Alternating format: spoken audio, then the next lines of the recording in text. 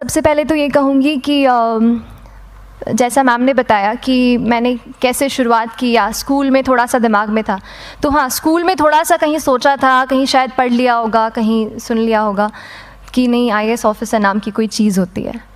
लेकिन तब ये भी नहीं पता था कि यार UPSC नाम की कोई एग्ज़ाम है, सिविल सर्विस एग्ज़ाम है, उससे और भी पोस्ट में आप सिलेक्ट हो सकते हैं, ऐसा कुछ नॉलेज नहीं था।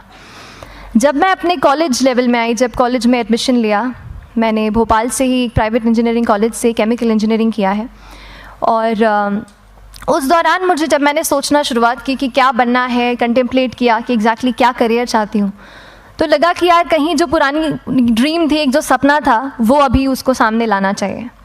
फिर इस बारे में और पढ़ा, और तब खान स्टडी ग्रुप भोपाल में सेंटर वहाँ पे जैसे शुरू हो गया था, तो मेरा जो फाउंडेशन कोर्स है मैंने वहाँ से किया। और इस एग्ज़ाम के बारे में जो चीज़ें मुझे 1-2 साल में समझ में आई हैं, वो कुछ चीज़ें मैं आपसे शेयर करना चाहती हूँ। सबसे पहली चीज़ जो पहले जय और रचना हम दोनों बोल चुके हैं कि कंसिस्टेंसी। आप अगर दिन में, कई बार हमसे सवाल पूछते हैं कि आप कितने घंटे पढ़ाई करते हैं, तो देखिए घंटे मैटर नहीं करते। कोई 17-18 घंटे हमें नहीं पढ़ना है, इतना हम पढ़ भी नहीं सकते। एक दिन पढ़ सकते हैं, दूसरे दिन नहीं पढ़ पाएंगे। 5 से 6 घंटे ही आपको देने हैं या उतने निकालने हैं, पर वो जो वक्त आप अपनी पढ़ाई को देते हो, वो कंसिस्टेंटली आपको रोज़ उतना ही अपने पढ़ाई को देना है। Consistency is the key, that is the first and the most important thing जो आपको ध्यान में रखनी है। अपने आप को बूस्ट करते रहना, वो भी इक्वली इम्पॉर्टेंट है, और इसीलिए अपने आप पर भरोसा बेहद ज़रूरी है।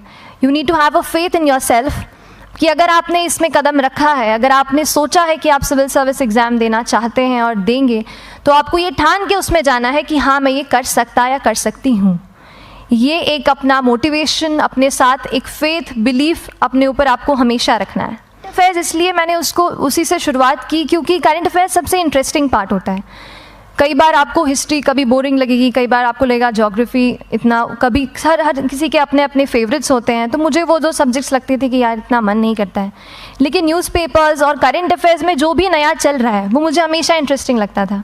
इंटरनेशनल रिलेशंस में क्या हो रहा है, क्या सोशल रियलिटीज़ हैं, कहाँ क्या हुआ, उसका क्या इम्पैक्ट पड़ेगा एडमिनिस्ट्रेशन पे और हमारी कंट्री पे, तो उसको आप अपना एक बेस बना सकते हो।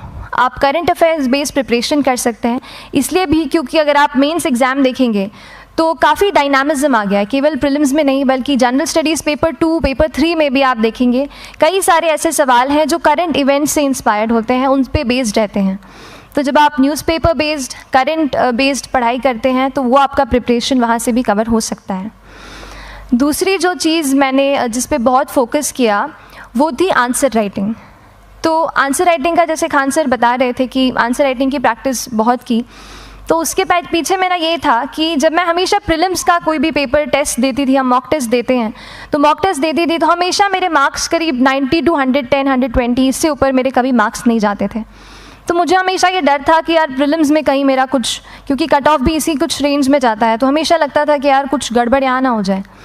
लेकिन जब मैंने आंसर राइटिंग की और मेंस एग्ज़ाम के बारे में जाना, तब मुझे लगा कि आंसर राइटिंग एक ऐसी चीज़ है, मेंस एक ऐसा फेज़ है सिविल सर्विस एग्ज़ाम का जहाँ पे आप अच्छे से तैयारी कर सकते हैं। And if you have written the answers, if you know कि you have covered the points well, if you have included उसमें कुछ आपने facts, international reports, government schemes, आपने कुछ ऐसे उसमें सॉल्व भी डाला है, तो जो रिज़ल्ट आएगा वो सेटिस्फैक्ट्री ही आएगा, अच्छा ही आएगा। मैं जब पर्सनालिटी टेस्ट भी मैंने दिया, तो इस बार भी आप नंबर्स देखेंगे तो आसपास की रैंक के हिसाब से मेरे, तो whenever you are managing those things together, focus on planning, किस तरीके से आप एक माइक्रो प्लान बनाएं, अपना डेली एक प्लान बनाएं, वीकली टारगेट सेट करें और एक ब्रॉड विजन दिमाग में रखें कि ब्रॉडली आप मंथ्स में क्या कवर करने वाले हैं।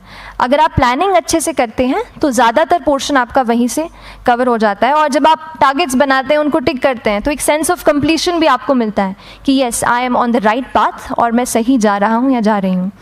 तो इस तरीके से प्लानिंग पे भी इक्वली फोकस कीजिए। एंड बस यही सिंगल बिगेस्ट मैसेज मेरी तरफ से यही रहेगा कि आपने अगर ठान लिया है, अगर आप सोचते हैं कि आप एग्ज़ाम क्रैक कर सकते हैं, तो आपको रोकने वाला और कोई नहीं, आप खुद ही हो सकते हैं। तो खुद आप अपनी रुकावट कभी मत बनिए, एक्सक्यूज़ेस मत बनाइए। ऑब्स्टिकल ज़रूर आएंगे, उन्हें आपको चैलेंज करना है। Challenges are meant to be challenged. तो सही तरीके से अपने ऑब्स्टिकल्स को हैंडल कीजिए और इस एग्ज़ाम में अगर आप सही स्ट्रैटेजी रखते हैं तो आप अपने एक अटैम्प्ट में ही इसको क्रैक कर सकते हैं। एंड एनीवेज आप जो भी अटैम्प्ट नेक्स्ट रखते हैं, दिल में यही रखिएगा कि जो ये मेरा नेक्स्ट अटैम्प्ट होने वाला है, ये मेरा बेस्ट अटैम्प्ट होने वाला है।